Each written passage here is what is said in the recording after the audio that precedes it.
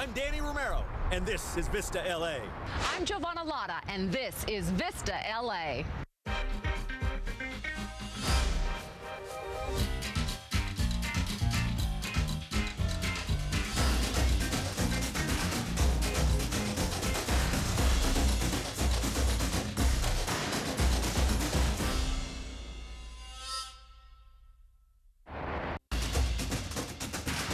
Numbers are shocking. More and more children are being diagnosed with autism, with some of the largest increases among Latino children. Now, we spoke to the experts about what to look for, and we learned about a somewhat controversial treatment one Latino family says helped change their lives. As many as 1 in 50 children in the U.S. are on the autistic spectrum, according to the Centers for Disease Control and Prevention. And that number is even more shocking when it comes to Latino children.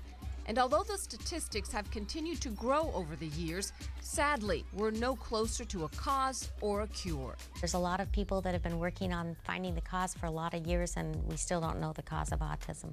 Dr. Lynn Cagle, Clinical Director of Autism Services at UC Santa Barbara, says that early detection is key, but parents have to know the signs. In the early years, before a child starts talking, we see really flat affects. So when you're playing with the child and doing the little games, they might just not smile and they oftentimes actually actively look away. Around a year, 14 months, children should start saying their first words.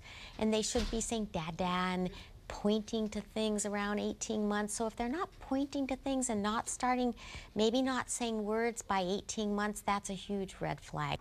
I can tell you specific case examples that I've worked with of Latino families that I've seen children that are 5 years old and completely nonverbal and have a lot of disruptive behaviors and have never had any services. The children should be able to get in-home services if they're diagnosed with autism from a very young age. One place parents are turning to is the Brain Balance Achievement Center in Encino. The core of the program is all in the name. It's about getting both sides of the brain in balance. What we'll notice with a lot of these kids is that as they develop, the brains basically develop at a different rate. So you might have certain functions on one side of the brain that are much higher than the other side. When that happens, it's very hard for the brain to communicate as a whole. Kids enrolled in the Brain Balance program go through a series of sensory, motor, and cognitive activities 3 times a week for 12 weeks. Try and match your tap to the beat.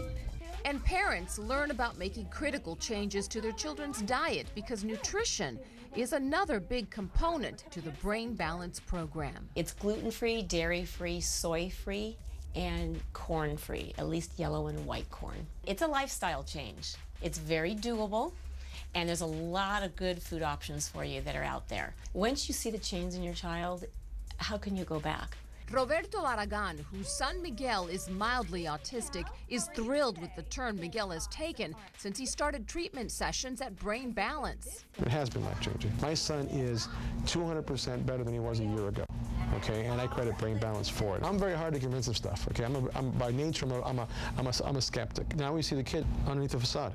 Did someone get me up? Oh my goodness. You know who's gonna get you up? The Taco Master. I mean, the biggest thing when he started was that if you asked him how he is, he couldn't respond. Okay, so from December to March, he went from not responding to how he is to, I'm fine. And it was all without the use of medications. We never thought medication was it. You know, drugs doesn't fix it. The research is showing that there really aren't any medicines that tackle the core problem of autism. The problem, according to Dr. Cagle, is not getting a diagnosis early enough, which can be an even bigger issue for Latino parents, even if they do detect some of the symptoms of autism. They're not always given the information that they need to know. Another hurdle is a lot of Latino families are afraid of immigration issues, and so they're afraid to ask for more services. But with the Latino population, because they have such good family support, the stress is a little lower.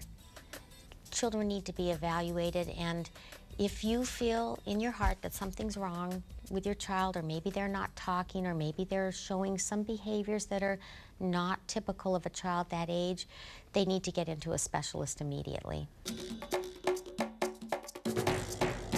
Knowledge is power, and today Vista salutes Edith Naranjo, who's on a crusade to arm Latino families with just that, knowledge, to help parents of children with autism. We have resources, but I do feel that we lack many resources for Spanish-speaking parents.